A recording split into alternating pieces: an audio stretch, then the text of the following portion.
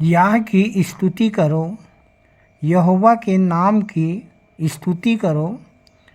हे यहोवा के सेवकों, तुम स्तुति करो। तुम जो यहोवा के भवन में अर्थात हमारे परमेश्वर के भवन के आंगनों में खड़े रहते हो, याह की स्तुति करो, क्योंकि यहोवा भला है। उसके नाम का भजन गाओ, क्योंकि यह मनभाऊ है। याह ने तो याकूब को अपने लिए चुना है, अर्थात इज़राइल को अपना निज धन होने के लिए चुन लिया है।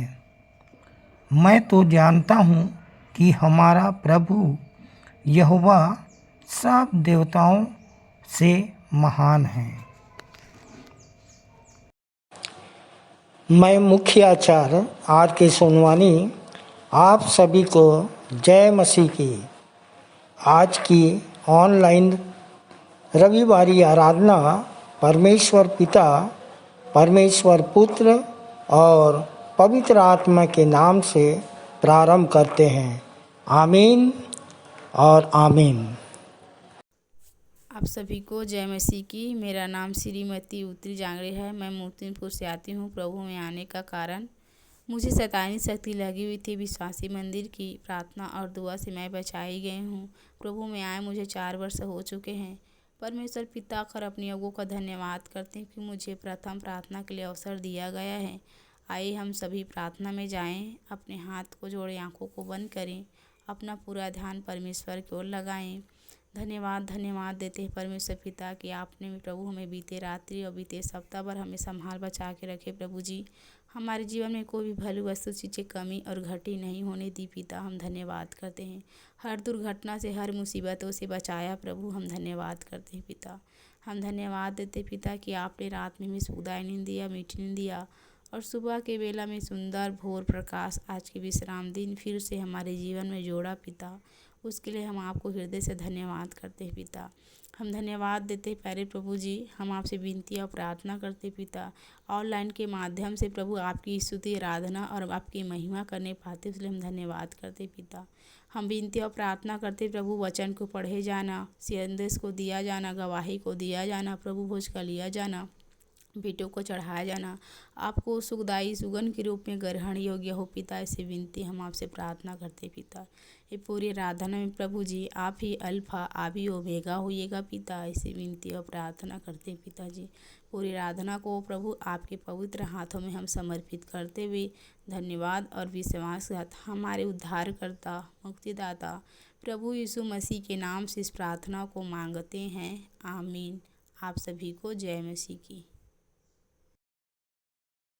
गाएंगे स्तुति गीत से 226 नंबर, जय जय प्रभु यीशु की। हमको बचाने आया जगत में, उसकी स्तुति करो।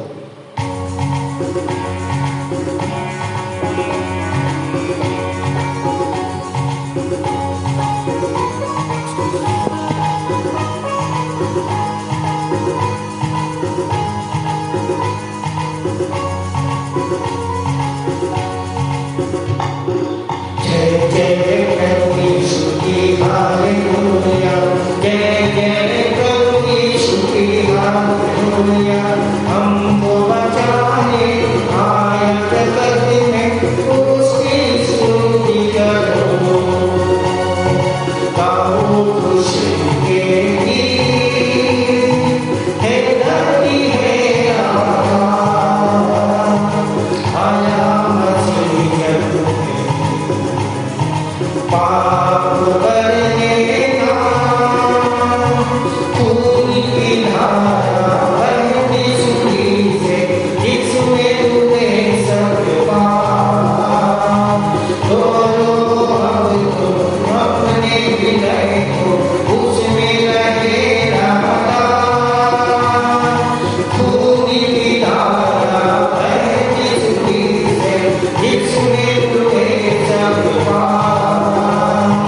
तो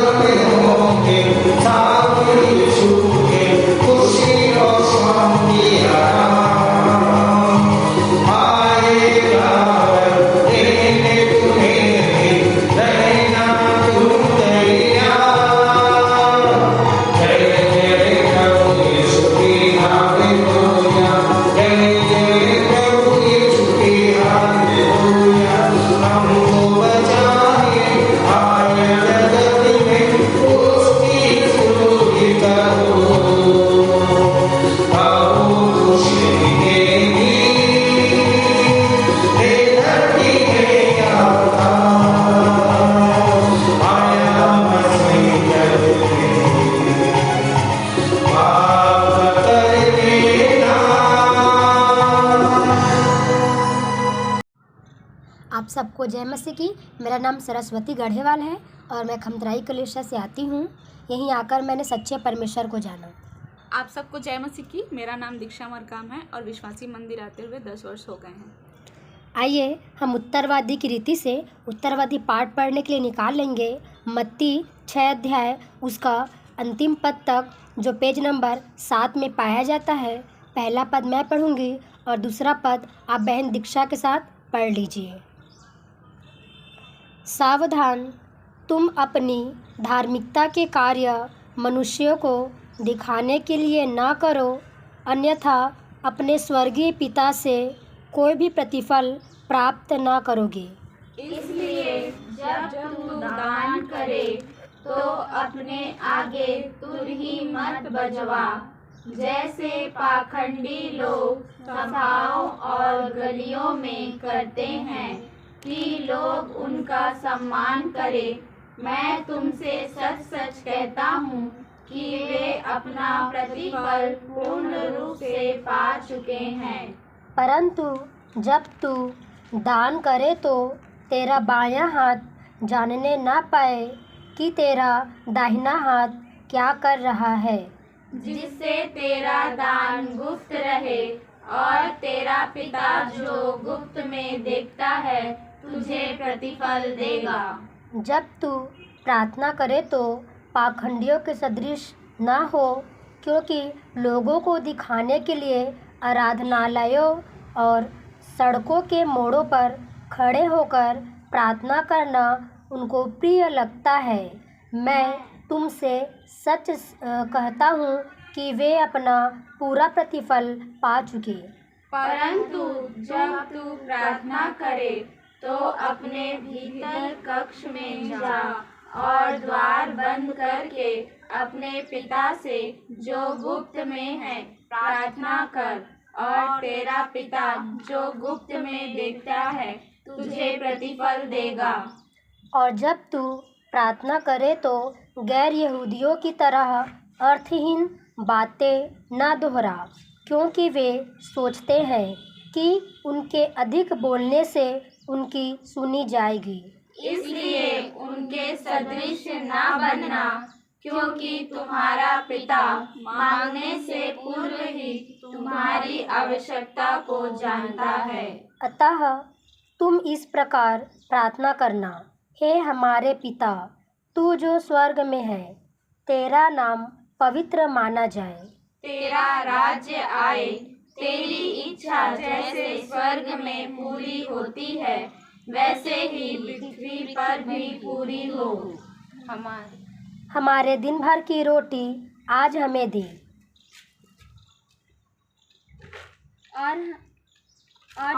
और जैसे हमने अपने अपराधियों को क्षमा किया है वैसे ही तू भी हमारे अपराधों को क्षमा कर।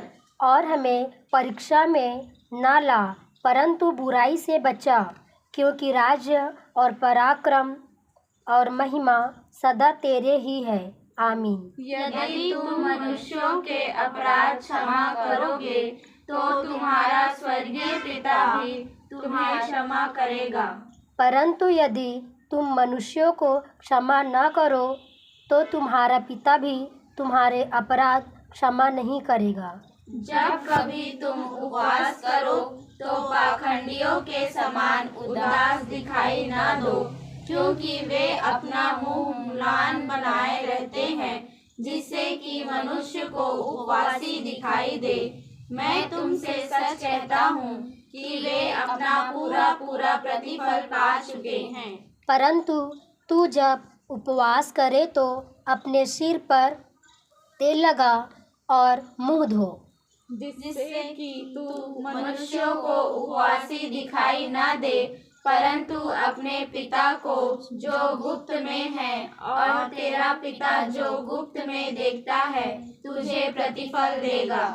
अपने लिए पृथ्वी पर धन संचय मत करो, जहाँ कीड़ा और जंग नष्ट करते हैं और जहाँ चोर सेंध लगाकर चोरी करते हैं, परंतु अपने लिए स्वर्ग में धन संचय करो, जहाँ ना कीड़ा और ना जंग नष्ट करते हैं और न ही चोर सेंध लगाकर चोरी करते हैं। क्योंकि जहाँ तेरा धन है वहाँ तेरा मन भी लगा रहेगा। देह का दीपक आँख है, इसलिए यदि तेरी आँख निर्मल है तो तेरी समस्त देह प्रकाशमान होगी। परंतु यदि तेरी आँख बुरी हो तो तेरी समस्त देह अंधकारमय होगी।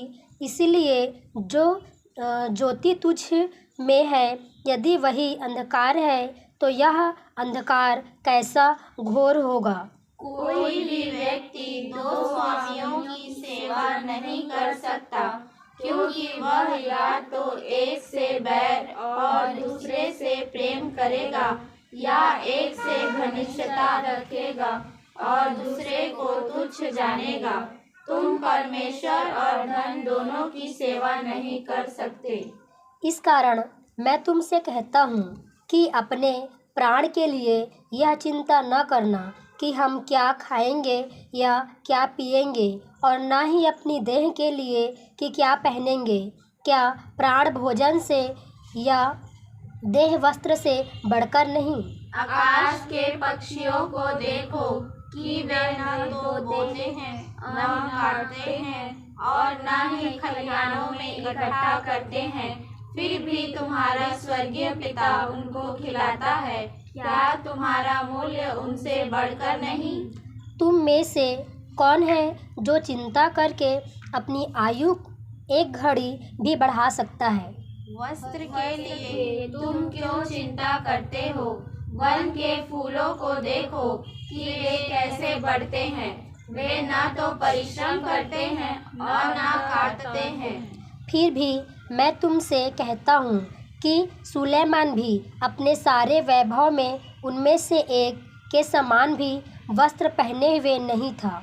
इसलिए यदि परमेश्वर वन की घास को जो आज है और कल भट्ठी में झोंक दी जाएगी, इस प्रकार सजाता है, तो हे अल्प विश्वासियों, वह तुम्हारे लिए क्यों ना इससे अधिक करेगा। इसलिए यह कहकर चिंता न करो, हम क्या खाएंगे अथवा क्या पिएंगे या हम क्या पहनेंगे। क्योंकि गैर यहूदी उत्सुकता से इन सब वस्तुओं की खोज में रहते हैं, पर तुम्हारा स्वर्गीय पिता जानता है कि तुम्हें इन सब वस्तुओं की आवश्यकता है। परंतु तुम पहले परमेश्वर के राज्य और उसकी धार्मिकता की खोज में लगे रहो, तो ये सब वस्तुएं तुम्हें दे दी जाएंगी। अंतिम वचन हम सब एक साथ पढ़ लेंगे। इसलिए कल की चिंता न करो, क्योंकि कल का दिन अपनी चिंता आप कर लेगा। आज के लिए आज का दुख बहुत है। परमेश्वर पिता अपने जीवित वचन के पढ़े सुने और समझाने पर हम सबको आशीष दे। आमीन। आप सभी को जय मसीह की। मेरा नाम आचार्य श्रीमती प्रियतमा कुर्रे है और प्रभु में आए हुए मुझे लगभग 25 वर्ष हो चुके हैं। आइए हम सब इस समय प्रार्थना में जाएं। आंख बंद कर लें, अपना ध्यान परमेश्वर की ओर लगाएं। महान दयालु सर्वशक्तिमान पिता, स्वर्ग और पृथ्वी के सृजनहार प्रभु जी, बड़े ही धन्यवाद के साथ एक बार फिर से आपके चरणों के समीप आते हैं पिता। धन्यवाद करते हैं प्रभु कि आपने हमें अब तक जीवितों के बीच में रखा है, जीवित रखा है और ये सुंदर अवसर दिया है कि इस प्रार्थना के द्वारा आपसे बातचीत करने पाते हैं। प्रेमी पिता परमेश्वर, हम आपसे प्रार्थना करते हैं प्रभु जी हमारे देश के लिए पिता परमेश्वर, जहाँ पर प्रभु हमें स्वतंत्रता मिली है कि हम अपने अपने आराधना को प्रभु जी स्वतंत्र रूप से चला सकते हैं। प्रेमी पिता परमेश्वर, हम आपका धन्यवाद करते हैं कि ऐसे धर्मनिरपेक्ष देश में हम रहते हैं, परंतु पिता परमेश्वर पिछले कुछ समय से हमारे देश का माहौल जो बिगड़ गया है पिता परमेश्वर, उसके लिए हम आपसे प्रार्थना करते हैं प्रभु जी कि धर्म की राजनीति ना होने पाए और पिता परमेश्वर हमारा देश जो पहले जैसा प्रभु जैसे जाना जाता था प्रभु कि हम आपस में भाई भाई हैं। पिता परमेश्वर, हम सब एक मन एकचित होकर प्रार्थना करते हैं प्रभु कि हमारे देश में शांति, अमन और चैन बनी रहे और पिता परमेश्वर हम सब एक दूसरे से प्रेम करने वाले हो सकें। प्रेमी पिता परमेश्वर, हम आपसे प्रार्थना और निवेदन करते हैं देश के अगुओं के लिए। उन्हें ज्ञान और बुद्धि और समझ की आत्मा दीजिए कि जो अधिकार उन्हें आपकी ओर से प्राप्त हुआ है उसका सही रीति से उपयोग करते हुए हमारे देश में प्रभु शांति व्यवस्था बनाकर रखें और अच्छी रीति से हमारे देश का संचालन कर सकें। सभी राज्यों को भी प्रभु हम आपके हाथों में सौंपते हैं, उनके प्रधानों को हम आपके हाथों में देते हैं। प्रभु उन्हें भी ज्ञान बुद्धि दीजिए ताकि पिता परमेश्वर सभी राज्यों में भी प्रभु जी आपकी ओर से उन्नति के कार्य होने वाले हो सके। प्रभु जी हम न केवल अपने देश के राजनीतिक अगुओं को परंतु पिता परमेश्वर धार्मिक अगुओं को भी आपके हाथों में सौंपते हैं कि वो धर्म का जो कार्य करते हैं पिता, उसके द्वारा से प्रभु आपके नाम की महिमा हो और पिता परमेश्वर लोग शैतान से छुटकारा प्राप्त करके प्रभु जी हर एक प्रकार की बुरी शक्तियों से छुटकारा प्राप्त करके प्रभु अंधकार से ज्योति में आने वाले हो सके और पिता आपके नाम की महिमा करने वाले हो सके। प्रार्थना करते हैं प्रभु हमारे जो कलीसिया के विभिन्न निकाय हैं प्रभु, उन सब पर भी आपकी आशीष को चाहते हैं, चाहे वो प्राचीन हो, चाहे महिला सभा हो, चाहे पिता परमेश्वर बच्चों के संडे स्कूल हो पिता, उन सब पर प्रभु आपके अनुग्रह की दृष्टि बनी रहे। आपका डर और भय मानकर पिता परमेश्वर हम बच्चों को अच्छे से शिक्षा दे सकें और पिता परमेश्वर आप में बढ़ना सिखा सके। जो प्रभु महिलाएं हैं पिता परमेश्वर वो प्रार्थना योद्धा बन सकें और पिता परमेश्वर जो जवान बच्चे हैं जो भूले भटकते हैं पिता परमेश्वर और प्रभु जी बहुत ज़्यादा वचन से दूर हो जाते हैं प्रभु जी, उनको भी हम आपके हाथों में सौंपते हैं पिता। वो प्रभु जी संगति में बने रहें और पिता परमेश्वर आपके नाम की महिमा करें। हम आपका धन्यवाद करते हैं प्रभु जी इस ऑनलाइन आराधना के माध्यम से जब हमें ऐसा प्लेटफॉर्म मिला है कि हम पूरा परिवार मिलकर प्रभु, चाहे बच्चे हों, चाहे बूढ़े हों, चाहे जवान हों, चाहे बीमार हों, अपने घर में प्रभु इस आराधना को हम सुन पाते हैं और समझ पाते हैं पिता परमेश्वर। इसके लिए भी हम आपका धन्यवाद करते हैं प्रभु जी। इसके संचालनकर्ता को हम आपके हाथों में सौंपते हैं पिता कि उन्हें आप ज्ञान बुद्धि समझ की आत्मा दीजिए ताकि प्रभु वो और भी उत्तम रीति से पिता परमेश्वर इस ऑनलाइन आराधना का संचालन करने वाले हो सके। प्रार्थना करते हैं पिता परमेश्वर हमारे सभी आचार्यों के लिए, जितने आचार्य हैं प्रभु आपकी ओर से ज्ञान बुद्धि समझ की आत्मा प्राप्त करके दर्शन और प्रकाशन को प्रभु अच्छी रीति से समझ के पिता परमेश्वर आपके नाम को महिमा देने वाले हो सके, आपके नाम को ऊंचा उठा सके और प्रभु जी आपको अपने जीवन में प्रथम स्थान देने वाले हो सके ताकि पिता परमेश्वर कलीसिया में आदर्श ठहर सके। प्रेमी पिता परमेश्वर हम आपसे प्रार्थना और निवेदन करते हैं प्रभु जी कि आज जितने भी गतिविधियाँ इस ऑनलाइन माध्यम से प्रभु जी होती हैं पिता परमेश्वर, चाहे वो प्रभु भोज का दिया जाना हो, चाहे संदेश का दिया जाना हो, हमारे भेंटों का चढ़ाया जाना प्रेमी पिता आपको ग्रहण योग्य हो पिता परमेश्वर। जितने लोग उत्तरवादी पाठ पढ़े और प्रभु जी जो भी प्रार्थना किए हैं पिता परमेश्वर, उन सब पर भी प्रभु जी आपकी आशीष को चाहते हैं। सभी को पिता हम आपके हाथों में सौंपते हैं पिता परमेश्वर। हम आपसे प्रार्थना और निवेदन करते हैं विशेष करके हमारे मंदिर के संचालक जी के लिए जो इस प्लेटफॉर्म के द्वारा पिता परमेश्वर आपके गूढ़ रहस्यमयी बातों को प्रभु जी, बाइबल की बातों को पिता परमेश्वर बहुत ही सहज और सरल तरीके से इस आराधना में समझाते हैं पिता परमेश्वर और प्रभु चाहते हैं कि लोग उस बात को समझ सकें जो पिता परमेश्वर आपने आदि से इस संसार के लिए बनाई है और प्रभु जी वो ये समझ सके कि ये संसार हमारे लिए इसलिए नहीं बना कि हम एक दूसरे को काटें या एक दूसरे को मारें या फिर एक दूसरे को प्रभु नीचा दिखाएं, परंतु पिता परमेश्वर हम शैतान की युक्तियों से बचकर प्रभु एक दूसरे से प्रेम कर सकें, इस सारी सृष्टि का आनंद उठा सकें और पिता परमेश्वर इस सृष्टि के रचयिता को प्रभु हम आदर और सम्मान दे सकें। प्रेमी पिता परमेश्वर प्रभु में हम सदा आनंदित रहना सीख सकें और अपने बैरियों को माफ़ करना सीख सकें प्रभु जी। पिता परमेश्वर जितने लोग इस ऑनलाइन आराधना के माध्यम से आपके वचन को सुनते हैं उन सब पर प्रभु हम आपकी आशीष को चाहते हैं। धन्यवाद करते हैं प्रभु कि आपने हमारी प्रार्थना को सुना और हाँ और आमीन में उत्तर दिया। धन्यवाद के साथ इस छोटी सी प्रार्थना को प्रभु यीशु मसीह के नाम से मांगते हैं, आमीन।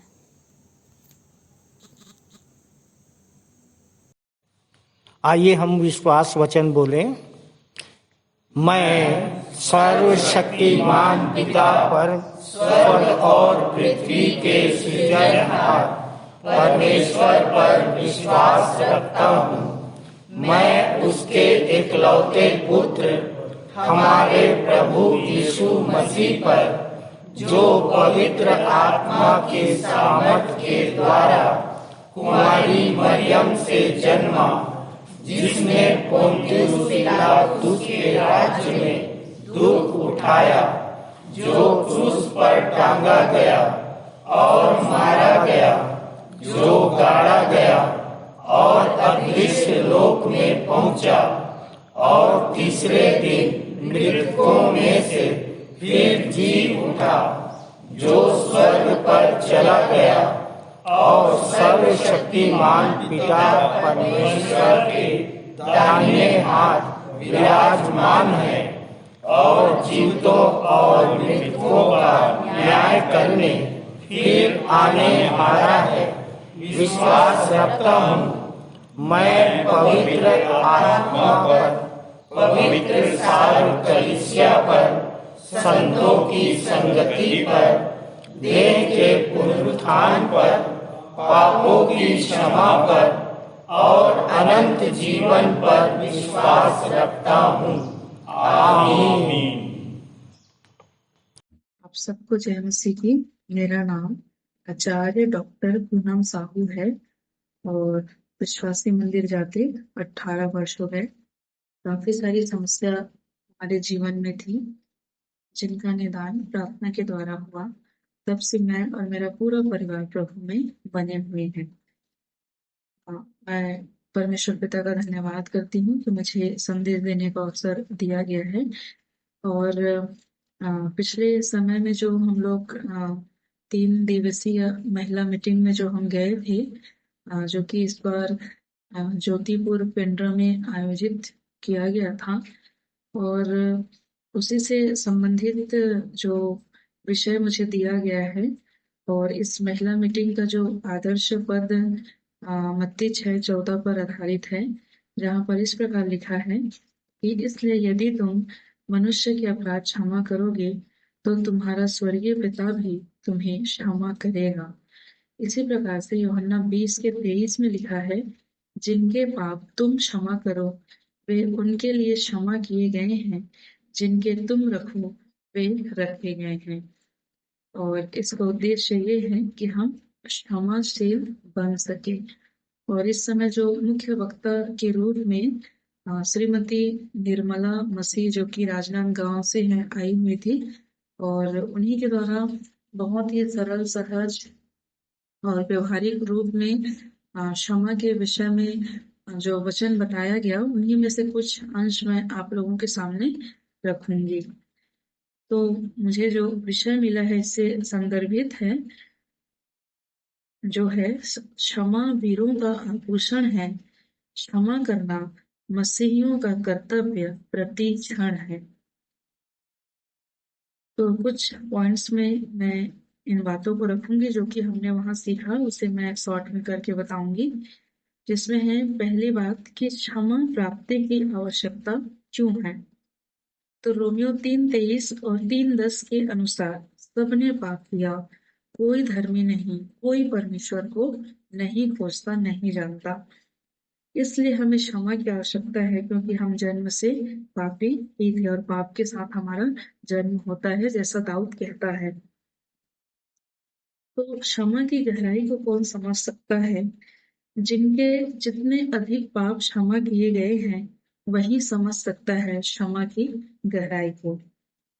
इसे हम पुराने नियम की एक पुस्तक है होशे भविष्यवक्ता, उसके उदाहरण से हम देख सकते हैं कि होशे जो है एक नबी थे और उनकी पत्नी का नाम गोमेर।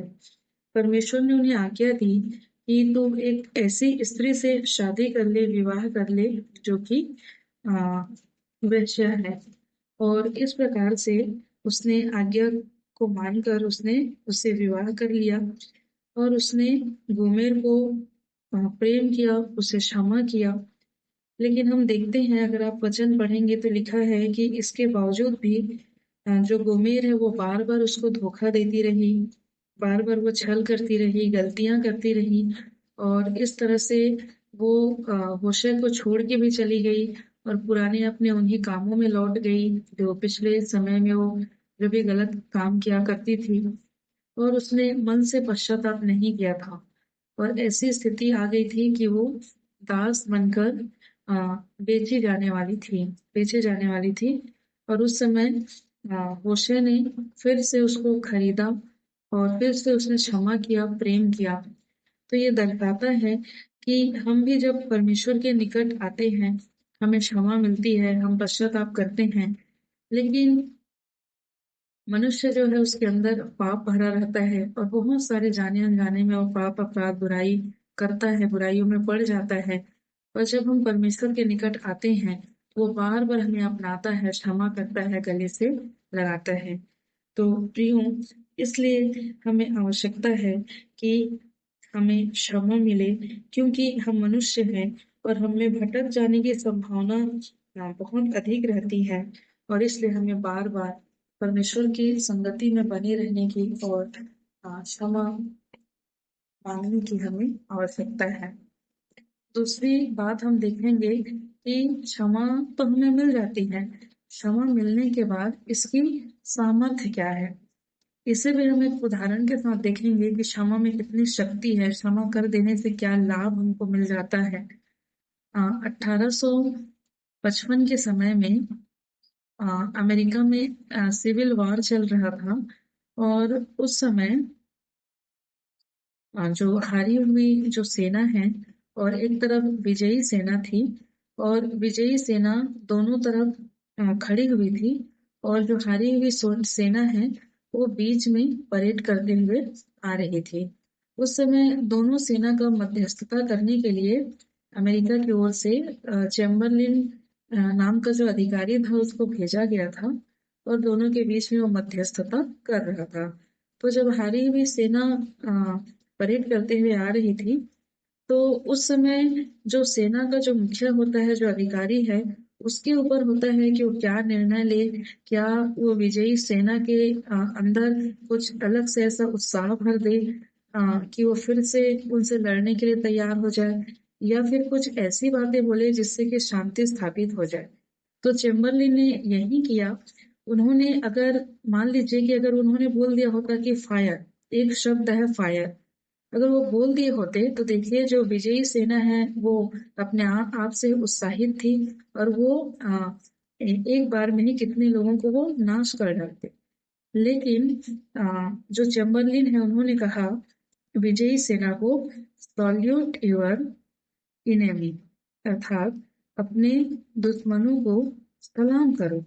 और इस तरह से आगे फिर कोई भी युद्ध नहीं हुआ और वहां पर शांति स्थापित हो गई और सारे जो लड़ाई झगड़े हैं उनके इस वाक्य से लड़ाई झगड़े जो है कि खत्म हो गए, बंद हो गए। तो प्रियो, आत्मा बचाने का मूल मंत्र, बाप ने क्षमा कर दिया, वापस आया जब उड़ाओ पुत्र, तो आप भी आजमाएं यही सूत्र।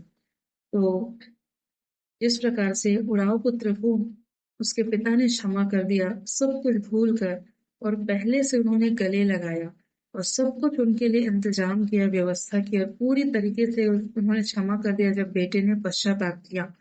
तो उसी प्रकार से चाहे कोई व्यक्ति कितनी भी गलती करे, हमको कई गुना तक अर्थात 60 से 70 गुना तक क्षमा करना है, माफ करना है।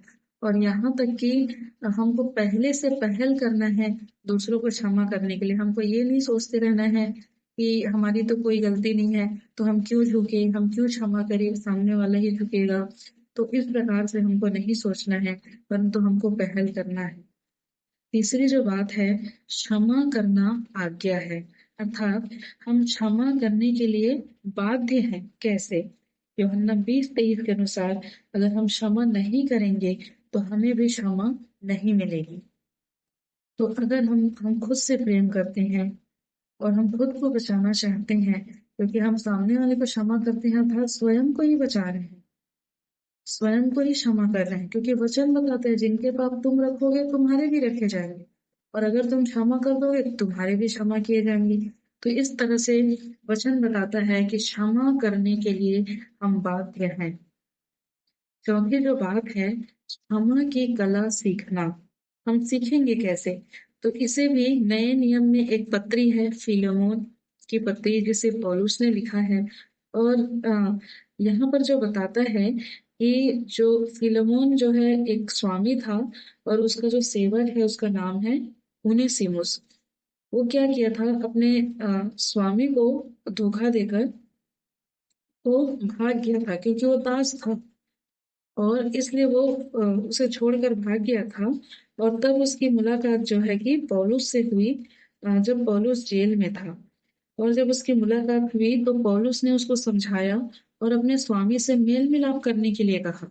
और उसके स्वामी को भी पत्र लिखकर ये बोला कि जब तुम्हारा दास आए तो तुम उनसे मेल मिलाप करना, क्षमा करना और पहले से अधिक उसकी देखभाल करना, क्योंकि अब वो मसीह में हमारा भाई बन गया है। और इस तरह से पौलुस ने कहा कि जो भी उसकी कीमत चुकानी पड़ेगी वो कीमत भी मैं चुका दूंगा। मेरे प्रियो, क्षमा की कला सीखने के लिए हमको कीमत चुकानी पड़ती है। जैसे वचन बताता है 1 कुरिन्थियों 6:20 कि तुम दाम देकर मोल लिए गए हो।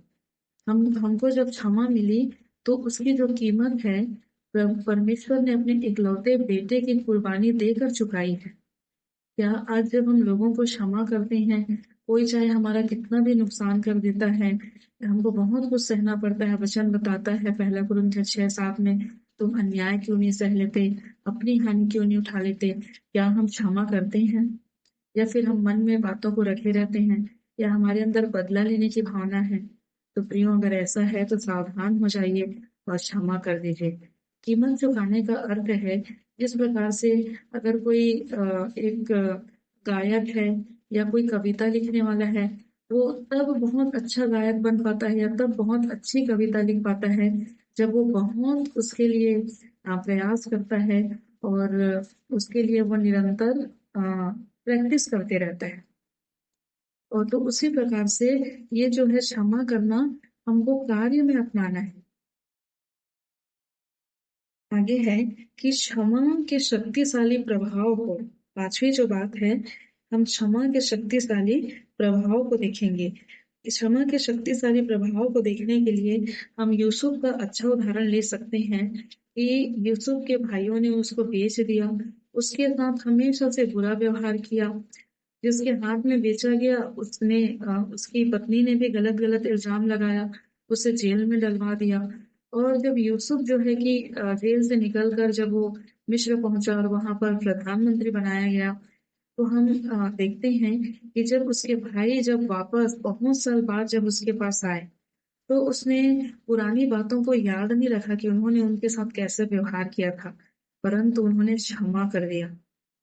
और उत्पत्ति 50:20 बताता है कि जिन जिन बातों में, वो अपने भाइयों को कहता है कि जिन जिन बातों में तुमने मेरे लिए बुराई सोचा था, बुराई करने के लिए चाहा था, उसी सब बातों में परमेश्वर ने मेरे लिए भलाई निकाला।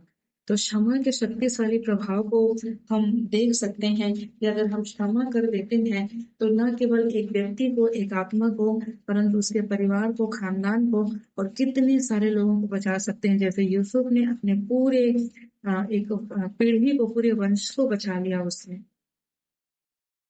6वीं बात हम देखेंगे, जिस क्षमा के बारे में हम बात कर रहे हैं, इसका प्रतीक कौन है।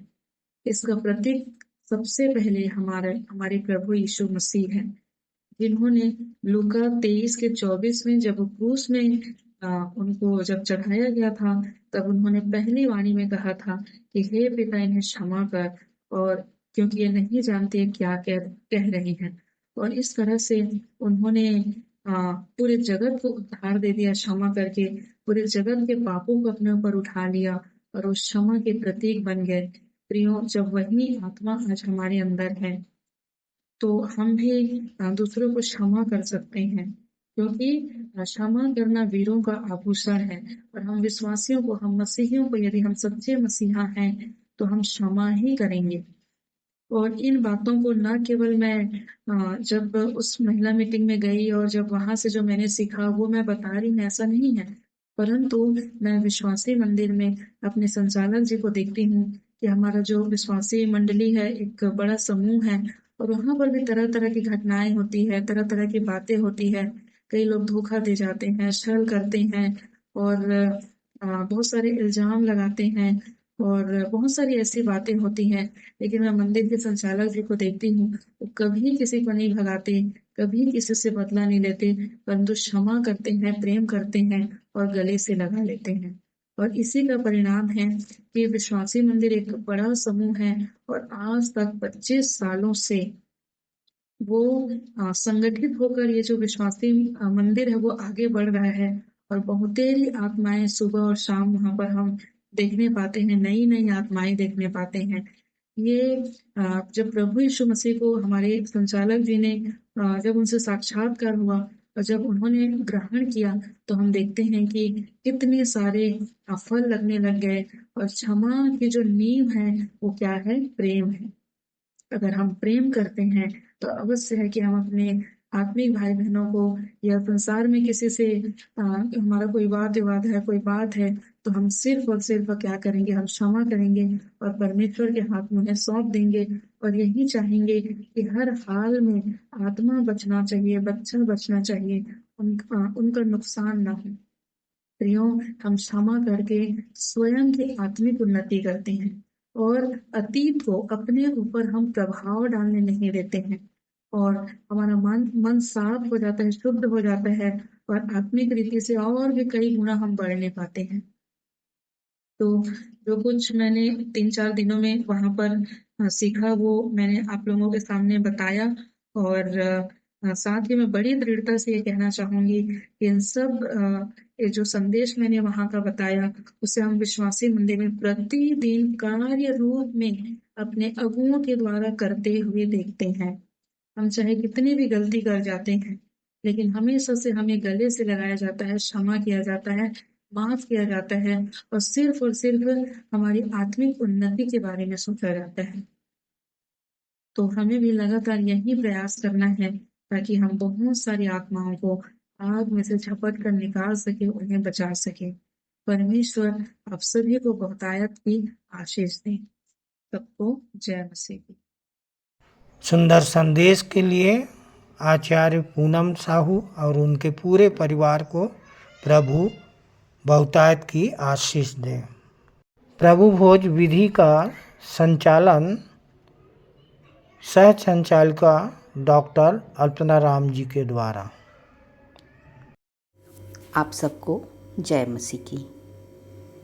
तो आइए अब एक गंभीर और पवित्र समय में हम आते हैं और देखते हैं कि प्रभु अपने वचन के द्वारा क्या कहना चाहते हैं। प्रभु भोज का विषय जैसा कि आप सब जानते हैं, पहला कुरिन्थियों उसके 11वें अध्याय में पाया जाता है और पौलुस इस पत्री को कुरिन्थियों की कलीसिया को लिख रहा है।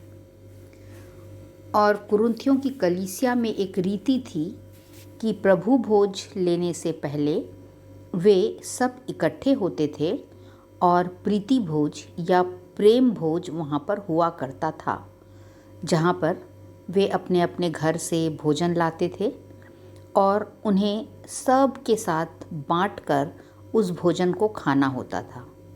यह एक सहभागी भोज हुआ करता था और जब वे खाते थे, सब इकट्ठे होते थे और वो दूसरी कलीसिया के लोगों के साथ संवाद करते थे, बातचीत करते थे और वहाँ पर विधवाओं और अनाथों के लिए धनराशि इकट्ठी की जाती थी।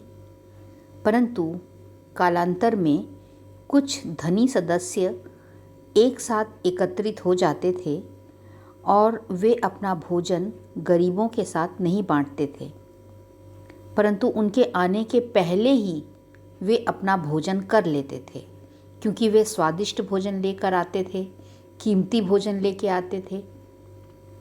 कुछ गरीब जिनके पास शायद खाने को न हो या बहुत ही सिंपल दाल चावल हो और वो लजाते थे, सकुचाते थे कि जब दूसरे लोग इतना अलग अलग स्वादिष्ट भोजन ला रहे हैं तो हम कैसे अपना भोजन वहाँ पर ले जाएं। तो इस तरह से जो गरीब लोग हैं वो भूखे रह जाते थे और ये जो धनवान लोग थे ये खाकर मतवाले हो जाते थे। और कुरिन्थ जो था, कुरिन्थ का जो शहर था, वो एक बंदरगाह था और एक धनाढ्य व्यापारिक केंद्र था। पौलुस ने अपनी द्वितीय मिशनरी यात्रा में यहाँ पर सुसमाचार सुनाया था और इस कलीसिया में बहुत सारी कमियाँ थीं, अनैतिकता फैली हुई थी और छोटे और बड़े में बहुत ज़्यादा अंतर किया जाता था कि ये तुच्छ है, ये धनवान है। धनवानों को सारी सुविधा दी जाती थी, उनको पूछा जाता था और भी कई तरह की खामियां इस कलीसिया में थीं। और पहला कुरिन्थियों 11 में पौलुस कहता है कि यह बात 11:23 में कि यह बात मुझे प्रभु से पहुंची और मैंने तुम्हें भी पहुंचा दी। ये जो प्रभु भोज की ब्यारी की बातें हैं, पौलुस अपने मन से नहीं कह रहा है, वो कह रहा है कि ये बात मुझे प्रभु से पहुंची। शायद दर्शन में पहुंची होगी या कोई स्वर्गदूत उसको आके बताया होगा, पर वो कह रहा है कि यह बात मुझे प्रभु से पहुंची और मैंने तुम्हें भी पहुंचा दिया। और इसको खाने की एक उचित रीति है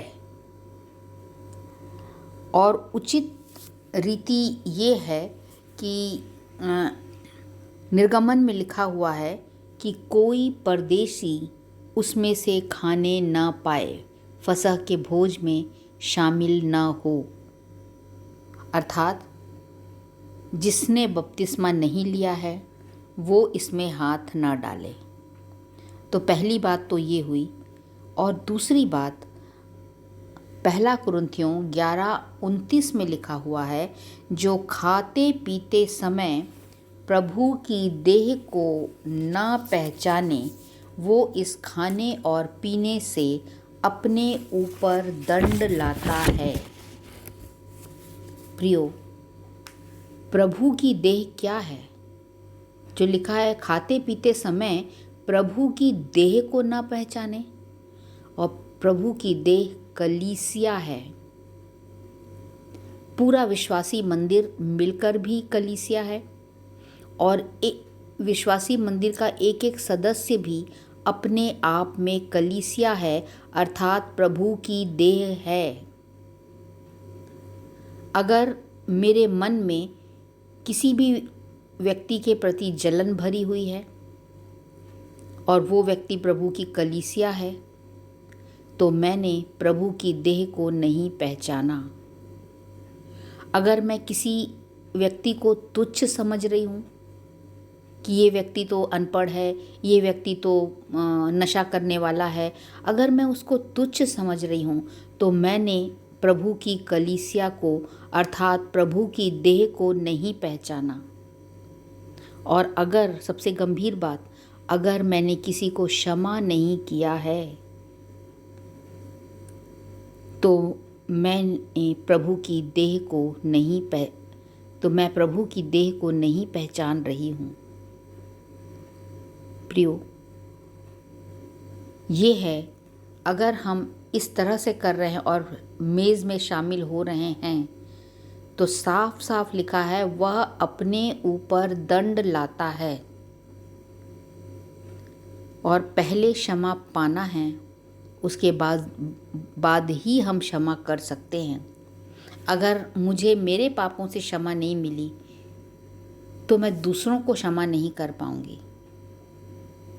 और प्रियो, यदि हम क्षमा नहीं कर पा रहे हैं, किसी के अपराधों को हम अपने मन में रखे हुए हैं, किसी ने हमसे कुछ बोला, किसी ने कुछ हमसे थोड़ी बहुत कुछ ऐसा किया हमारे साथ विपरीत, तो और हम उसको अपने मन में रखे हुए हैं, तो प्रियो, इस पवित्र ब्यारी में शामिल होकर हम अपने ऊपर दंड ला रहे हैं। यहूदा इस्करियोती बहुत अच्छा उदाहरण है। उसने पीठ पीछे यीशु को पकड़वा दिया था और सामने स्वयं को बहुत अच्छा दिखा रहा था। और जैसे ही वो पवित्र ब्यारी अंतिम भोज में आया रोटी का टुकड़ा उसे मिला, वो तुरंत बाहर चला गया और हम जानते हैं कि कैसा दंड पाया कि अपना प्राण भी उसको गंवाना पड़ गया। और प्रियो, यदि हम उचित रीति से क्षमा प्राप्त करके और दूसरों को क्षमा करके इस भोज को लेंगे तो आशीषें, चंगाई, आत्मिक सामर्थ सब कुछ मिल जाएगी, क्योंकि प्रभु की देह और लहू से पवित्र इस पूरी दुनिया में और कोई वस्तु नहीं। और इसी कारण पौलुस ने रोटी ली और धन्यवाद करके उसे तोड़ी और कहा, यह मेरी देह है जो तुम्हारे लिए है, मेरे स्मरण के लिए यही किया करो। और इसी रीति से उसने ब्यारी के पीछे कटोरा भी लिया और कहा, यह कटोरा मेरे लहू में नई वाचा है, जब कभी पियो तो मेरे स्मरण के लिए यही किया करो। तो मैं आपसे ये गुजारिश करती हूँ कि यदि आप जहाँ पर भी हैं, अगर आप प्रभु भोज ले रहे हैं तो कृपया पहले क्षमा प्राप्त कर लें और दूसरे को क्षमा कर दें और उसके बाद ही प्रभु भोज ग्रहण करें। परमेश्वर अपने इस छोटे से वचन पर आशीष दे। प्रभु भोज विधि पर सुंदर टिप्पणी के लिए सह संचालिका डॉक्टर अल्पना राम और उनके पूरे परिवार को प्रभु आशीष दें। आइए अपनी अपनी भेंटों एवं धन्यवादी भेंटों को देने के द्वारा परमेश्वर की महिमा करेंगे। इस समय हम गीत गा लेंगे। स्तुति के गीत से 6 नंबर, धन्यवाद प्रभु सदा कृष्ण तुझे। तत्पश्चात भेंट की प्रार्थना करने में अगुवाई करेंगी श्रीमती माया बिंझवार।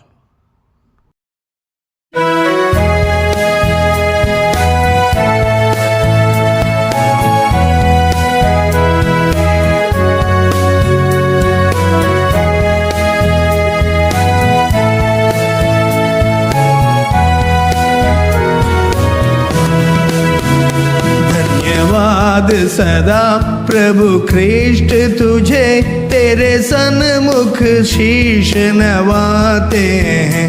हम तेरी आराधना करने को दरबार में तेरे आते हैं। धन्यवाद सदा प्रभु कृष्ण तुझे।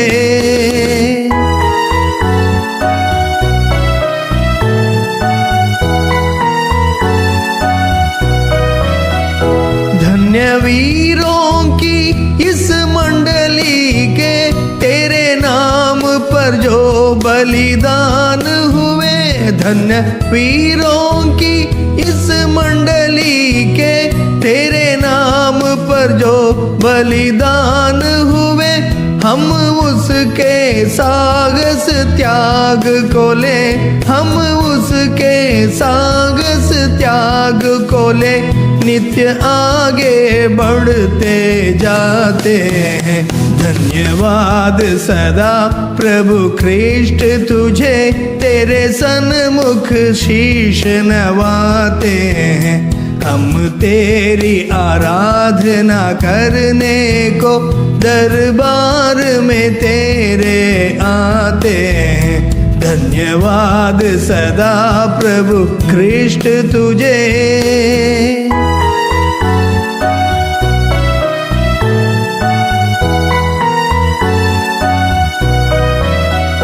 अपराध क्षमा कर दया निधि, बल पौरुष दे अगुवाई कर। अपराध क्षमा कर दया निधि, बल पौरुष दे अगुवाई कर। फिर अपने तन मन जीवन को, फिर अपने तन मन जीवन को वेदी पर आज चढ़ाते हैं। धन्यवाद सदा प्रभु ख्रिस्ट तुझे, तेरे सन्मुख शीश नवाते हैं। हम तेरी आराधना करने को दरबार में तेरे आते हैं। धन्यवाद सदा प्रभु ख्रिस्ट तुझे।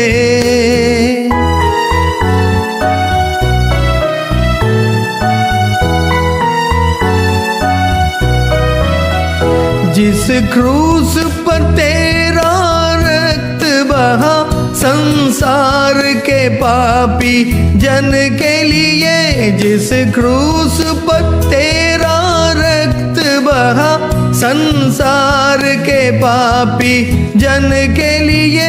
उस क्रूस ध्वजा से प्रेम तेरा, उस क्रूस ध्वजा से प्रेम तेरा हम दुनिया में फैलाते हैं। धन्यवाद सदा प्रभु ख्रिस्ट तुझे, तेरे सन्मुख शीश नवाते हैं। हम तेरी आराधना करने को दरबार में तेरे आते हैं। धन्यवाद सदा प्रभु ख्रिस्ट तुझे।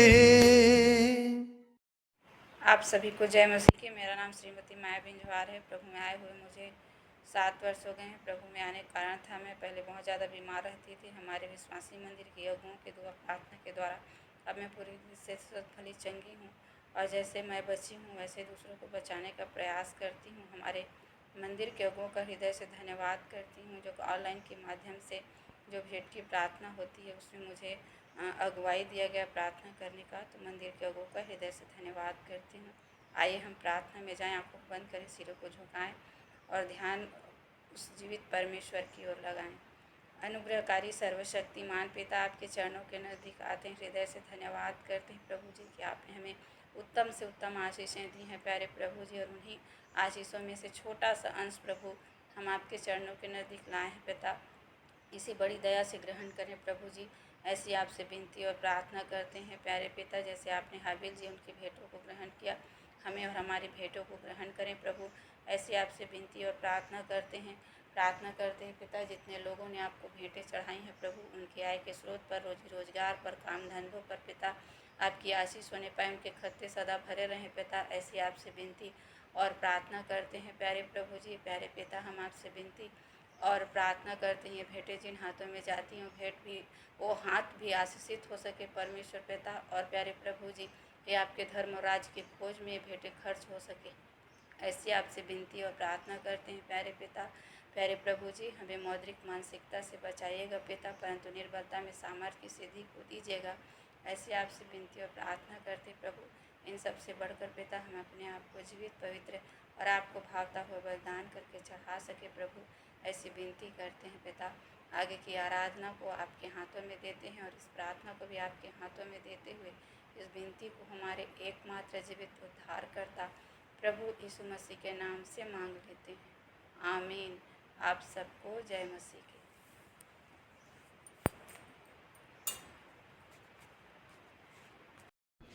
आइए अंत में सुन लेते हैं अपने मंदिर के संचालक जी द्वारा पिछले सप्ताह के संदेशों की समीक्षा एवं उत्तरवादी पाठ पर संक्षिप्त टिप्पणी तथा आज के व्यवहारिक जीवन में इसका उपयोग। प्रभु यीशु मसीह के मधुर और मीठे नाम में आप सबको जय मसीह की। आज का उत्तरवादी पाठ है मत्ती 6:1 से 34 पूरा अध्याय। प्रियो, इस अध्याय में यीशु मसीह फरीसियों के धर्मनिष्ठा के 3 अभ्यासों अर्थात दान, प्रार्थना और उपवास के विषय में चर्चा करते हैं, और ये आज भी हमारे लिए बहुत महत्वपूर्ण है, क्योंकि बहुत से धार्मिक कार्य जो हैं वो भेंट और दान और पैसों के भरोसे में हैं। और मैं अक्सर कहता हूँ कि भाई कमर्शियल राइचसनेस, लेन देन की धार्मिकता, जिससे खूब धन अर्जित किया जा सके, और इसलिए इन भेंटों के विषय में हमको जानना समझना बहुत ज़रूरी है। और ये पुराने समय से होता आया है। और हमारे एक बहुत अच्छे कवि 14वीं शताब्दी में जो आए कवि, उनने अक्सर बहुत से दोहे लिखे हैं और वो बाइबल पे ही आधारित थे कि गंगा जमुना खूब नहाया, गया ना मन का मैल, और धर्म का धंधा खूब चले, जो खोलहू का बैल। और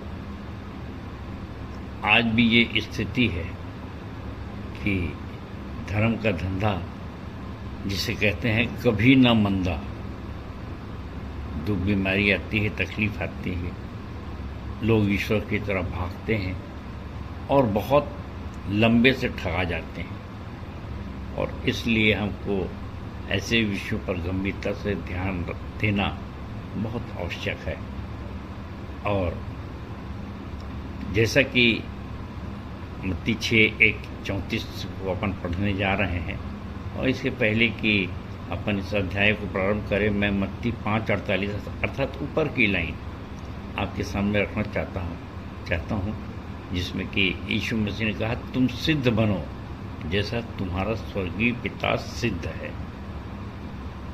और ये सिद्ध बनना क्या है कि यीशु मसीह ने वैसे भी कहा, यदि तू चाहता है अनंत जीवन प्राप्त करना चाहता है, यदि तू सिद्ध बनना चाहता है, तो फिर ऐसा कर। ये मत्ती 19 में धनी को कहते हैं, यदि तू सिद्ध बनना चाहता है तो मेरी सारी संपत्ति कंगालों को दे दे और मेरे पीछे हो ले।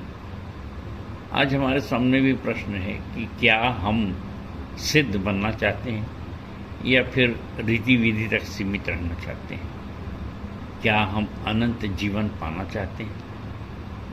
और अगर ऐसा कोई लक्ष्य है मेरे प्रियो, तब तो बड़ी गंभीरता से एक एक शब्द को समझना पड़ेगा।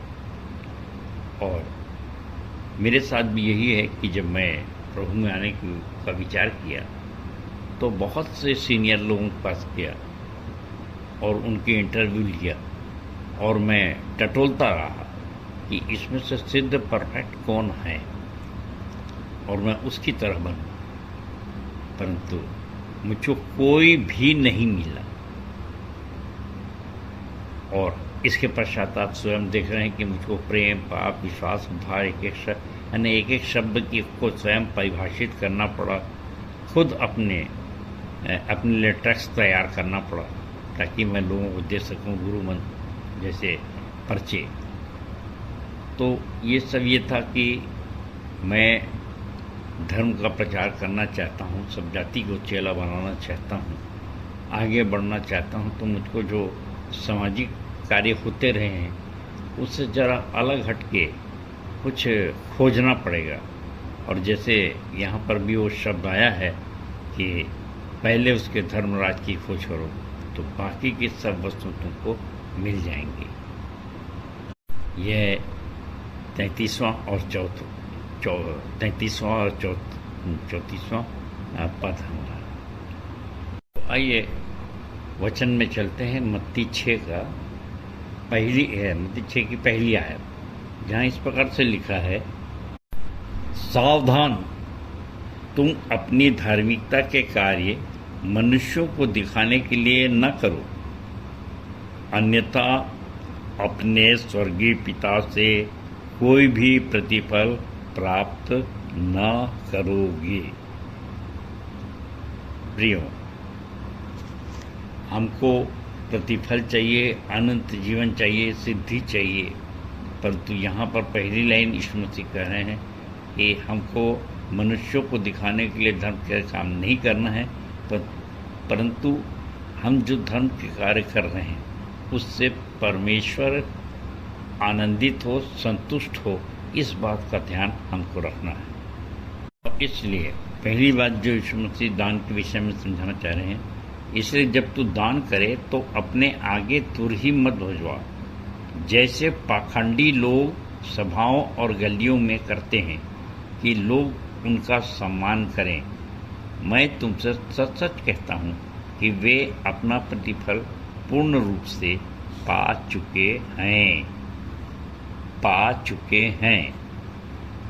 आज जब भेंट की बात आती है, बहुत सी बातें मैंने प्रारंभ में कहा है और मैं अभी भी कहूँगा कि यीशु मसीह कहते हैं कि जब तुम्हारी जो भेंट है वो गुप्त भेंट हो, परंतु जब तू दान करे तो तेरा बायां हाथ जानने न पाए कि तेरा दाहिना हाथ क्या कर रहा है, जिससे तेरा दान गुप्त रहे और तेरा पिता जो गुप्त में देखता है तुझे प्रतिफल देगा। प्रियो, आज के समय में बहुत से सीरियल भी मैं देखता हूँ और बहुत से चर्चेस में कि इनने इतना रुपया फलाने के लिए चढ़ाया, ये सब बातें घोषित की जाती और इससे बढ़ कर के लोग यही सोचते हैं कि चलो भाई कम से कम लोगों के सामने हमारा नाम पुखरेगा। और ये एक ट्रेडिशन भी बन गया है, एक व्यवसाय बन गया है। अब आप स्वयं फैसला करें कि ये कहाँ तक सही है या गलत है या बाइबिल सम्मत है। और इसी प्रकार से सीरियलों की बात करता हूँ, वे कहते हैं कि भाई इस सीरियल के लिए हमको इतना रुपया खर्च करना पड़ता है और हमारा ये नंबर है और इस प्रकार से आप इस नंबर पे अपनी भेंटें अवश्य चढ़ाएं। मैं तो ज़्यादा कुछ नहीं कहता, लेकिन कभी हमारे विश्वासी मंदिर में आप देखिए कि कब किसको बाउंड किया गया या कब किससे रिक्वेस्ट की गई कि आप ऐसा दीजिए।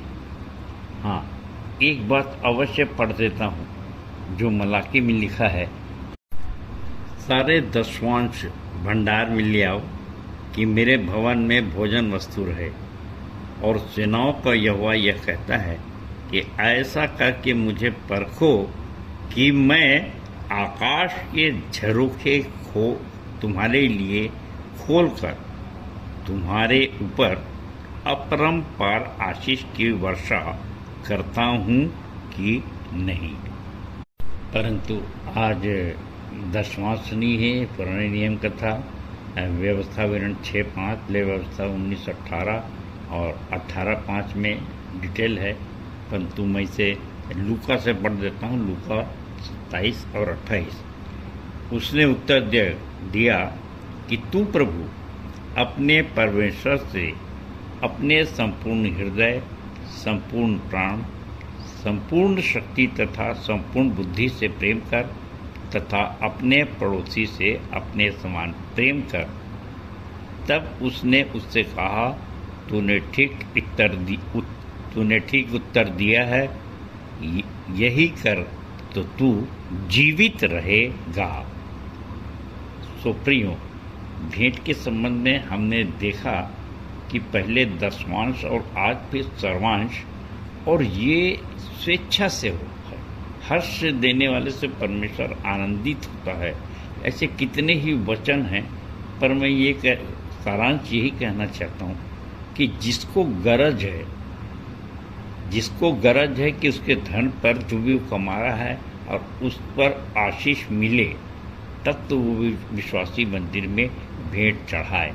अन्यथा किसी को के उसको भेंट चढ़ाने के कारण से न उसको मेंबरशिप दी जाती, न उसके किसी सामाजिक कार्य में हम लोग रोड़ा अटकाते हैं, और इस प्रकार से हर कोई फ्री है एकदम। ये हमारे विश्वासी मंदिर का दर्शन है। क्योंकि प्रियो, जो पौलुस ने समझाया 2 कुरिन्थियों 12:9 में कि परमेश्वर ने कहा कि मेरी सामर्थ निर्बलता में सिद्ध होती है। तो हमारे पास जो थोड़ा है, यीशु मसीह के पास 5 रोटी 2 मछली थी, उसने 5000 को खिलाया। तो आज तो बाइबिल के अनुसार उसे ही ने हमें शक्ति दी है, वही हमारे अंदर चलता फिरता वो काम कर रहा है। और यदि ये सच है, कर रहा है, तो उसका प्रमाण ये है कि आज हम 5 रोटी और 2 मछली से 15,000 20,000 क्यों नहीं खिला सकते? अगर हम ऐसा नहीं कर रहे हैं तो फिर ये सिद्धि कैसी? तो हम भी उन्हीं के लाइन में आ जाएंगे जो पैसा मांगते हैं किसी न किसी प्रकार से और इस बात का प्रमाण देते हैं कि वे सिद्ध नहीं हैं।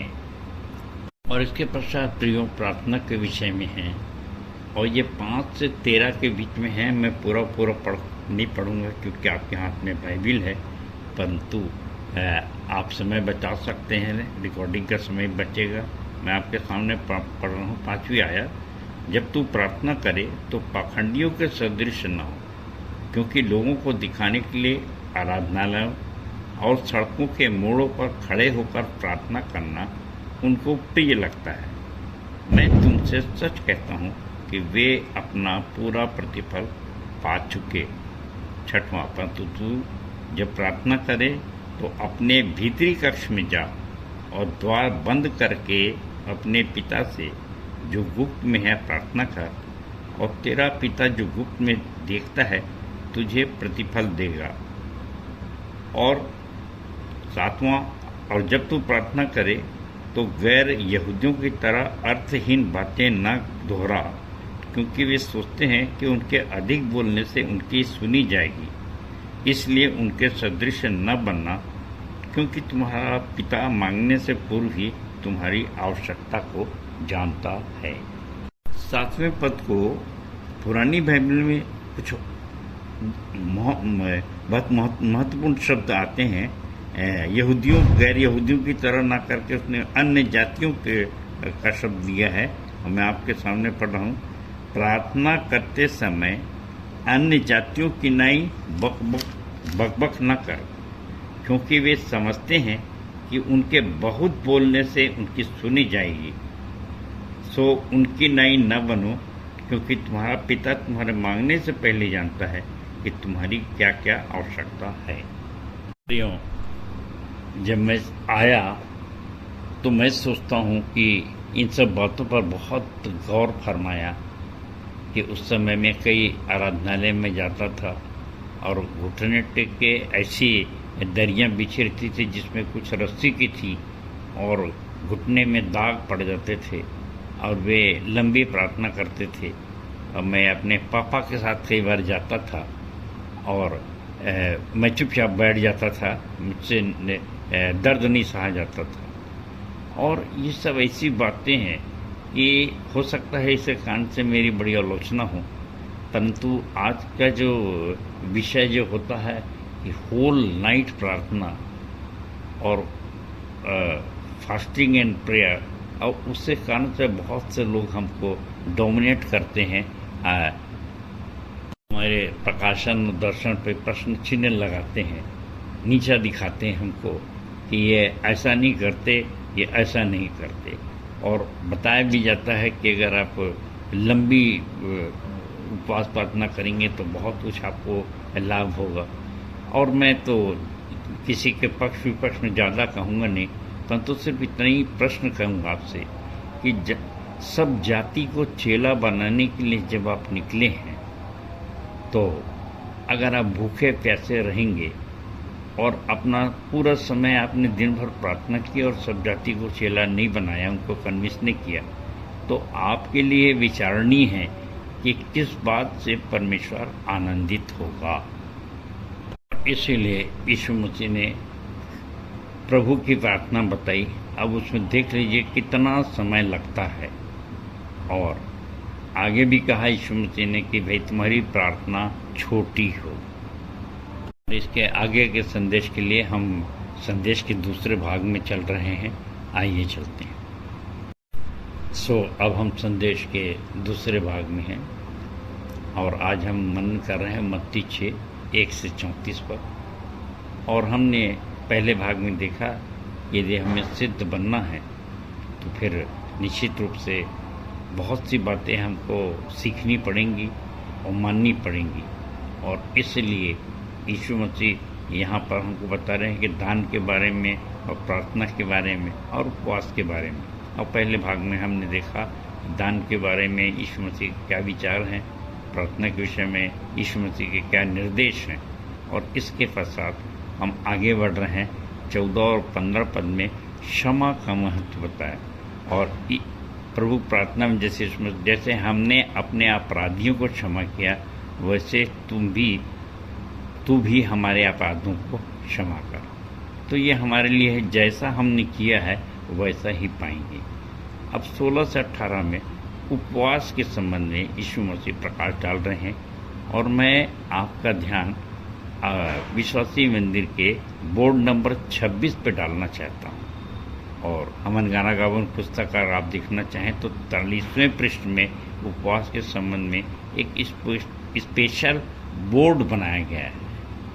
इस संबंध में प्रियो सबसे प्यारा वचन जो है वो है यशायाह 58:6-7, और जहाँ इस प्रकार से लिखा है कि जिस उपवास से मैं प्रसन्न होता हूँ वह क्या यह नहीं कि अन्याय से बनाए हुए दासों और अंधेर सहने वालों का जुआ तोड़कर उनको छुड़ा लेना और सब जुओं को टुकड़े टुकड़े कर देना, क्या वह यह नहीं कि अपनी रोटी भूखों को बांट देना, अनाथ और मारे मारे पीते हुओं को अपने घर ले आना, किसी को नंगा देखकर वस्त्र पहनाना और अपने जाति भाइयों से अपने को न छिपाना, तब तेरा प्रकाश पौ फटने की नहीं चमकेगा और तू शीघ्र चंगा हो जाएगा।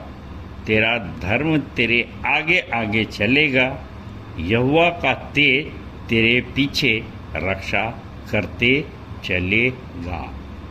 प्रियो, मैं इस पृष्ठ का फोटो उतारकर इस पृष्ठ आपके सामने प्रस्तुत कर रहा हूं और इसमें देखिए कि अब आपका विचार है कि आप कैसा उपवास करते हैं। इस पृष्ठ की फोटो नीचे मैं भेज रहा हूं और इसके सावधानी जो लिखा है उसको मैं आपके सामने पढ़ना चाहूँगा। इस पृष्ठ पर अपने आप को उपवासी या शोकी प्रकट कर धार्मिक दिखाना उचित नहीं है। पुराने नियम के अनुसार अर्थात यशायाह 58:6-8 उपवास की साधना करके नए नियम के मसीहा की सिद्धि प्राप्त की जा सकती है। और इसके पश्चात यीशु मसीह ने 1924 पद में स्वर्गीय धन के विषय में बताया और 21वें पद में कहा है कि पृथ्वी पे धन मत जोड़ो और जहाँ कीड़े काई बिगाड़ते हैं इत्यादि, और जहाँ तेरा धन वहाँ तेरा मन लगा रहेगा, अर्थात तू दो चित्ता हो जाएगा और इसलिए दो स्वामी की सेवा नहीं कर सकता। और इसके लिए आवश्यक है कि हम निर्बलता में सामर्थ्य की सिद्धि को प्राप्त करें। क्यों अपन आगे बढ़ते हैं। 25 से 27 पद में देखिए कि यीशु मसीह रोटी, कपड़ा और मकान के विषय में कुछ कहना चाहते हैं, परंतु मकान के विषय में अगला लूका 9:58 पढ़ूंगा, परंतु रोटी कपड़े के विषय में क्या कहते हैं। इस कारण मैं तुमसे कहता हूँ कि अपने प्राण के लिए यह चिंता न करना कि हम क्या खाएंगे या क्या पिएंगे, और न ही अपनी देह के लिए कि क्या पहनेंगे। क्या प्राण भोजन से या देह वस्त्र से बढ़कर नहीं। यहाँ पर यीशु मसीह उपमा देते हैं कि आकाश की पक्षियों को कैसे परमेश्वर खिलाता है, और वस्त्र के लिए वो कहते हैं फिर भी मैं तुमसे कहता हूँ कि वस्त्र के लिए क्यों चिंता करते हो। वन के फूलों को देखो कि वे कैसे बढ़ते हैं, वे न तो परिश्रम करते हैं और न काटते हैं, फिर भी मैं तुमसे कहता हूँ कि सुलेमान भी अपने सारे वैभव में उनमें से एक के समान भी वस्त्र पहने नहीं था। खान के लिए यीशु मसीह ने जो कहा लूका 9:57 आपके सामने पढ़ रहा हूँ। यहाँ इस प्रकार से लिखा है कि उस समय जब वे मार्ग पर चले जा रहे थे तो किसी ने उससे कहा, तू जहाँ जहाँ जाए मैं तेरे पीछे चलूँगा। यीशु ने उससे कहा, लोमड़ियों के भट्ट और आकाश के पक्षियों के घोंसले होते हैं, पर मनुष्य के पुत्र के लिए सिर छिपाने के लिए भी कोई स्थान नहीं। तो प्रियो, आज हमने देखा कि सारा संसार रोटी, कपड़ा और मकान, और उसमें भी वैभव और उसमें प्रतियोगिता कहना चाहिए कि इसका मकान ऐसा है तो मेरा ऐसा हो, इसके कपड़े ऐसे हैं तो ऐसा हो, और ये ऐसा भोजन करा रहा तो मैं उससे ऊंचा भोजन कराऊंगा। इस प्रकार की एक प्रतियोगिता सी दिखाई देती है। और इसीलिए जो कहा गया कि A1 के चक्कर में जीवन कहाँ जा रहा है, लोगों को समझ ही नहीं आता कि हमें क्या कहना चाहिए कि अभिलाषा, गलत अभिलाषाएं गर्भवती होती हैं और पाप को जन्म देती कि किसी भी हालत में हम वैभव वाले जीवन जीने के लिए कुछ भी करते हैं और अनंत जीवन को खो बैठते हैं। सो बहुत सावधान रहना है। और इसके आगे जो यीशु मसीह 32 से 34 पद में जो कहते हैं, मैं आपके सामने पढ़ रहा हूँ। क्योंकि गैर यहूदी अर्थात अन्य जाति भी इस अन्य जाति उत्सुकता से इन सब वस्तुओं की खोज में रहते हैं, पर तुम्हारा स्वर्गीय पिता जानता है कि तुम्हें इन सब वस्तुओं की आवश्यकता है, परंतु तुम पहले परमेश्वर के राज्य और उसकी धार्मिकता की खोज में लगे रहो, तो ये सब वस्तुएं तुम्हें दे दी जाएंगी। प्रियो, अच्छा घर, अच्छे कपड़े, वैभवशाली जीवन हम सब की इच्छा है, मेरी भी इच्छा है, आपकी भी इच्छा है, परंतु सवाल ये है कि हम उसको कैसा प्राप्त करना चाहते हैं। और मैंने तो हमेशा इस बात की गवाही दी कि मैं उसी ओर बढ़ा चला जा रहा था। खूब पढ़ाई किया 7 साल तक, अपने ट्रेड, अपने व्यवसाय से अलग हटकर बड़े पद में जाऊंगा या बड़े बड़े खूब धन ही कमाऊंगा, पर कभी नहीं सोचा कि एक आत्मा जीतने से स्वर्ग में स्वर्गदूत आनंद मनाते हैं और परमेश्वर की आशीष इतनी बड़ी होती है कि जिस स्थिति में आज देख रहे हैं कि न केवल मैं अपना पेट भर रहा हूँ, अपने कपड़े पहन, अपने मकान में हूँ, परंतु कितनों के मकान बना सका जो मैं कभी कल्पना भी नहीं कर सकता था कि प्रभु मुझको इतना धनी करेगा। प्रियो, यूहन्ना 3:11-12 के अनुसार जो कुछ भी मेरे पास है और जो कुछ भी मेरे को मिला वो सब यही इसी पद के कारण से कि पहले उसके धनराज की खोज करो तो बाकी की सब वस्तुएं तुमको मिल जाएंगी। फर्स्ट सीक ये the kingdom of God and His righteousness, all the things shall be added unto you। तो आज के पाठ में आपने देखा कि हमको सिद्ध बनना बहुत आवश्यक है और इसके लिए हमको व्यवहारिक ज्ञान होना भी चाहिए और व्यवहारिक रूप से हम प्रैक्टिकल रूप से प्रचार कर सकें। और इस प्रैक्टिकल में आने के लिए हमको संतुलन जरूर बनाना है और ये संतुलित होकर जब हम व्यवहारिक रूप से आगे बढ़ते हैं तो निश्चित रूप से हम संक्रामक बन जाएंगे। और तब 1 कुरिन्थियों 2:6-7 के अनुसार सिद्ध लोगों में परमेश्वर का गुप्त ज्ञान हम भेद की रीति पे हम पर प्रकट किया जाएगा और हम दूसरों को भी बता सकेंगे। और यदि सिद्ध नहीं बने तो निश्चित जानिए कि रोटी, कपड़ा और मकान की चिंता में हम निश्चित रूप से मर जाएंगे।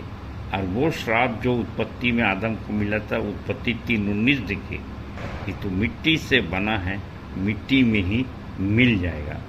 सो प्रभु करे कि हमको ऐसा ये श्राप जो है उससे हम ऊपर आ सकें।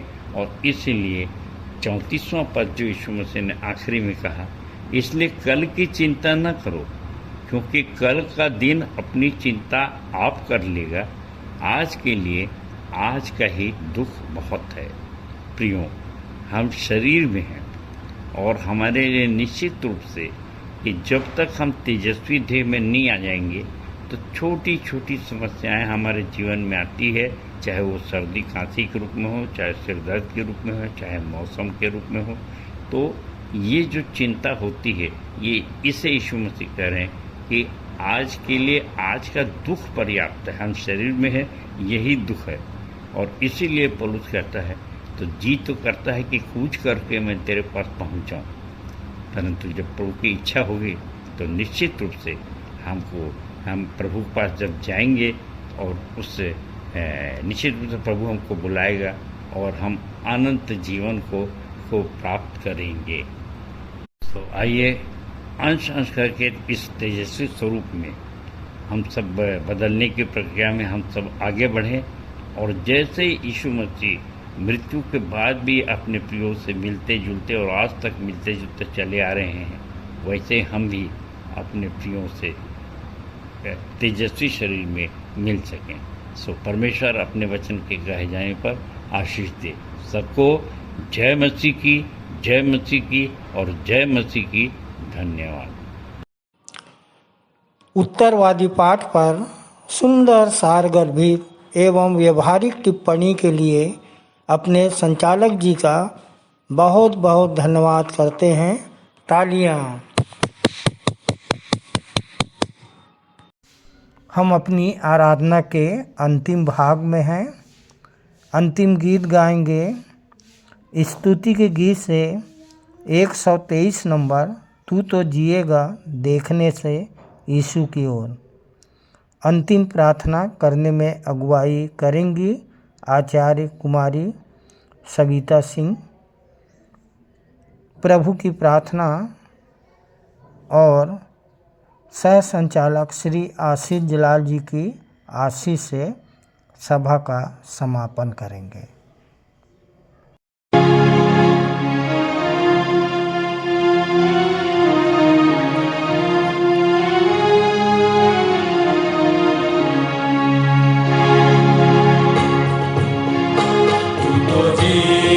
देखने से यीशु की ओर तभी पाएगा जीवन का दान। तो देखो तुझे बचाएगा जिसके क्रूस के ही द्वारा है प्राण। देखेगी तू तो जीएगा देखने से यीशु की ओर तभी पाएगा जीवन का दान। उठाया है उसने सब पापों का बोझ, तो तुम अपना भी बोझ उसे दे। उसके बंधन से लोग सब बहता रहा कि सब ऋण तेरे भरे जाए। देखेगी तू तो जिएगा देखने से यीशु की ओर तभी पाएगा जीवन का दान। न तो प्रार्थना लोग से छूट सकता है पाप, वरन क्रोध से होगा बचाव। तो उसी पर लाद के सब पापों का भार केवल उसके ही दिल में देखा। देखेगी तू तो जिएगा देखने से यीशु की ओर तभी पाएगा जीवन का दान। सुन मसीह ने बुलाया तू शंका न कर, कुछ भी करना अब तेरा नकार। क्योंकि प्रगट वो हुआ बचाने को है, और तुझे वह देता विश्राम। देखेगी तो जिएगा देखने से यीशु की ओर तभी पाएगा जीवन का दान। अपने दोस्त के हाथ से तो जीवन का दान जिसे बेचना बचाता भी है। और कभी तू मरने से डरता न रह, क्योंकि प्रभु ने पास रहता है। देखेगी तू तो जिएगा देखने से यीशु की ओर तभी पाएगा जीवन का दान। सबको जय मसीह की। मेरा नाम आचार्य सविता सिंह है। आइए हम प्रार्थना में जाएं। अपने दोनों हाथों को जोड़ें, आँखों को बंद करें और सारा ध्यान परमेश्वर पिता की तरफ लगाएं। हे सर्वशक्तिमान पिता परमेश्वर, धन्यवाद के साथ हम आपके चरणों के नज़दीक आते हैं। धन्यवाद देते हैं प्रभु जी कि आज विश्वासी मंडली महिला सभा द्वारा जो छत्तीसगढ़ मसीही महिला सम्मेलन पेंड्रा में शामिल हुई थी, उनके द्वारा आराधना का संचालन किया गया, जिसमें आप हमारे साथ रहें। इसके लिए धन्यवाद करते हैं प्रभु जी कि हमारे द्वारा आपके लिए किया गया स्तुति आराधना, गीतों का गाया जाना, वचन के बीज का बोया जाना, प्रभु भोज में शामिल होना, भेंटों का चढ़ाया जाना और नए लोगों का आज की आराधना में शामिल होना, ये सब कुछ आपको सुखदायक सुगंध के रूप में ग्रहण योग्य हो। इसके लिए धन्यवाद करते हैं पिता। आज हमने सीखा कि मसीहियों के लिए क्षमा उनका कर्तव्य है, क्योंकि यदि हम दूसरों के अपराध क्षमा करते हैं तो हमारे अपराध भी क्षमा किए जाएंगे। पिता, जब हम परमेश्वर के धर्म और उसके राज्य की खोज करते हैं तो हमें सब वस्तुएं मिल जाती है। तो होने देना परमेश्वर पिता कि हम में से हर एक जन निरंतर आपके धर्म और राज्य की खोजी बन सके, जिससे हम निरंतर आपकी संगति में आगे बढ़ने पाए। प्रभु जी, प्रभु, आज जितने लोग पहली बार आए हैं और अपनी मनोकामना आपके सम्मुख में रखे हैं, चाहे वो चंगाई के लिए हो, चाहे गंभीर बीमारी से चंगाई के लिए हो, या शैतानी शक्ति से छुटकारे की, या विभिन्न प्रकार की जो भी सारी समस्याएं हैं, वो सब मनोकामनाएं पूरी होने पाए, सारी समस्याएं दूर होने पाए। आने वाले सप्ताह को पिता हम आपके हाथ में सौंपते हैं। सप्ताह भर आप हमें संभाले रखना और हमारे हर एक कार्यों में अगुवाई करना और हर प्रकार की दुर्घटना बीमारियों से बचा करके रखना, ताकि हम फिर से इस स्थान में तेरे भवन में तेरे दया अनुग्रह से हम स्तुति महिमा करने आ सके। सब बातों के लिए धन्यवाद करते हुए ये छोटी विनती अपने एकमात्र जीवित उद्धारकर्ता प्रभु यीशु मसीह के धन्य और मीठे नाम में मांगते हैं, आमीन। आप सबको जय मसीह की।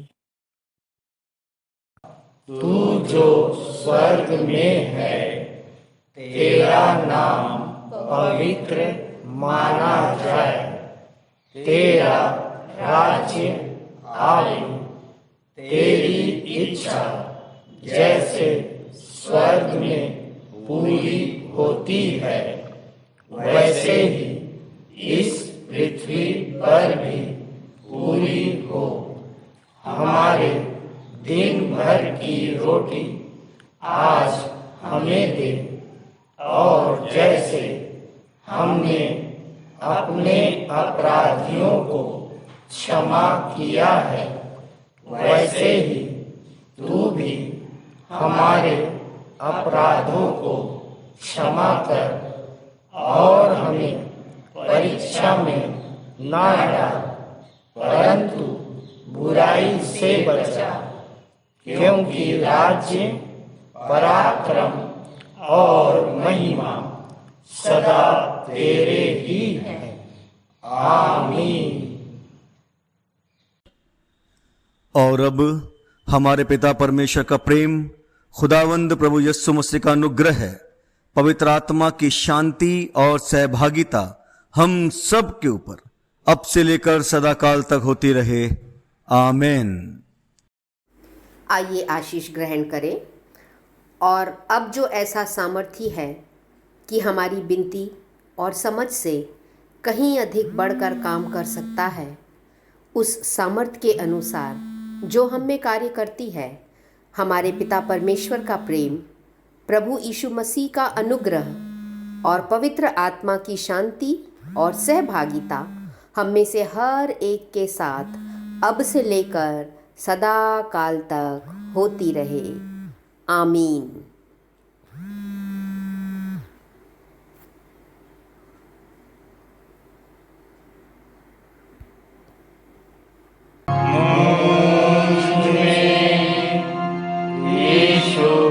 शोभा दिखाई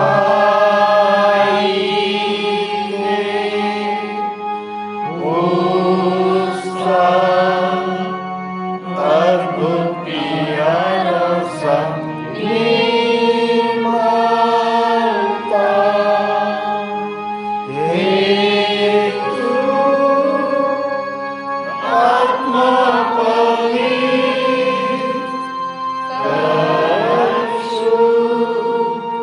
मेरा शरीर मुझ में यीशु की शोभा दिखाई दे। आमीन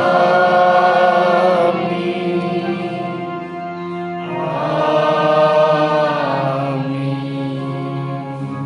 आप सबको जय मसीह की। जय मसीह की।